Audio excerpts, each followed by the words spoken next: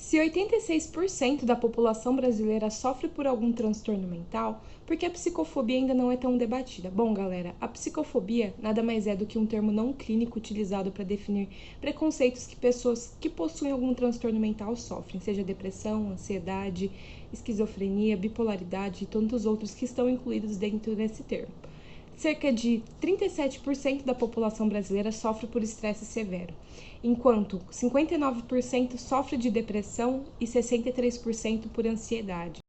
A América Latina está em terceiro lugar, né, no ranking mundial em questão a transtornos mentais que afetam a população.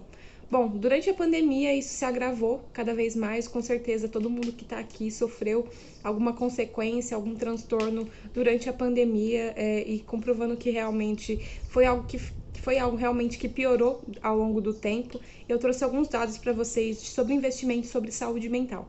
Porque quando a gente vai tratar sobre psicofobia, a gente ainda não tem dados muito concretos sobre esse preconceito, até por ser algo que tem sido abordado mais recentemente. Então eu trouxe alguns dados sobre saúde mental para vocês entenderem. Bom, no Brasil, né, ações da pandemia em referente ao governo foram investidos 1.100.000 na pandemia para ampliação dos serviços de incentivada a abertura de 24 novos CAPs. 11 serviços de residência terapêutica, o SCRT, 49 leitos de saúde mental em hospitais e 21 equipes multiprofissionais de atenção especializada em saúde mental.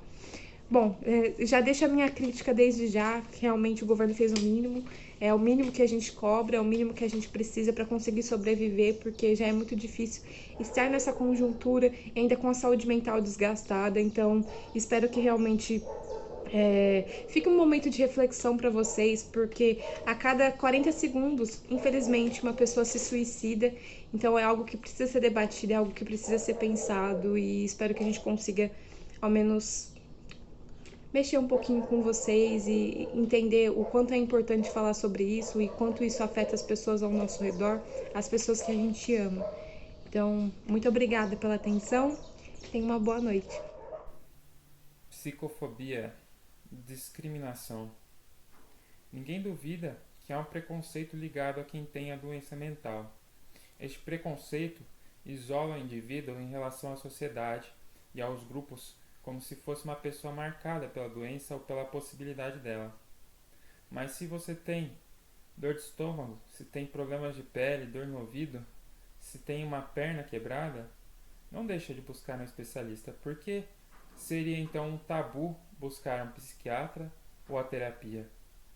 A discriminação contra as pessoas com doença mental pode tomar diversas formas. O ato em si de rejeitar, ignorar, tratar mal, não respeitar e colocar de forma pejorativa no cotidiano, como dizer: é preguiça, é a fase, é falta do que fazer, você é louca, é bipolar, só tá estressada, fica calma, é frescura, vai passar. Na mídia, atualmente, tem se discutido muito sobre esse assunto, porque diversos participantes de reality show sofreram com essa discriminação, sendo colocados no papel de inferiores e sendo excluídos. Rotular como louco torna a vítima desse preconceito estigmatizada perante alguns grupos, fazendo com que pessoas, mesmo que não tenham essa doença, sofram e sejam excluídas. Quantas vezes a gente já não escutou dentro da nossa família rótulos desse tipo? Quantos dos nossos amigos se sentem com medo de se abrir por comentários assim? Quantos tiveram ou têm esse medo de buscar ajuda?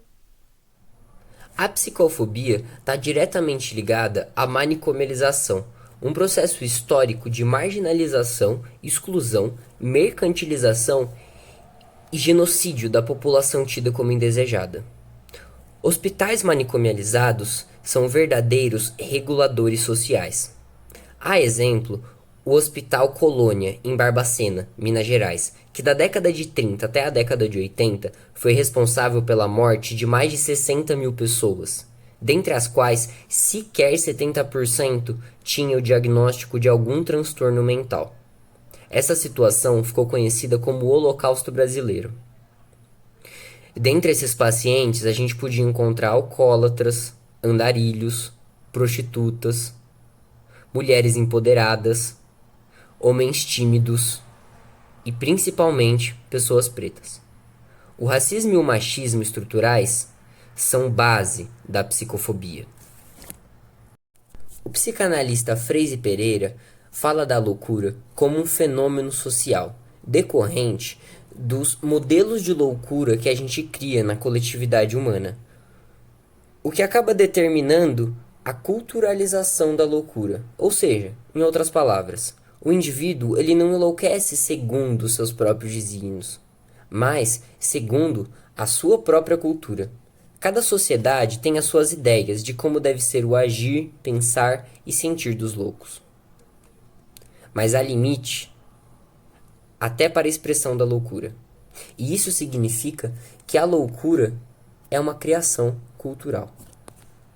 A luta antimanicomial é uma luta histórica, mas é também uma luta contemporânea. Afinal, foi só em 2014 que psicofobia virou crime. Outro exemplo recente de luta é do povo sorocabano, que mudou a cidade de polo manicomial do Brasil para referência em residências terapêuticas.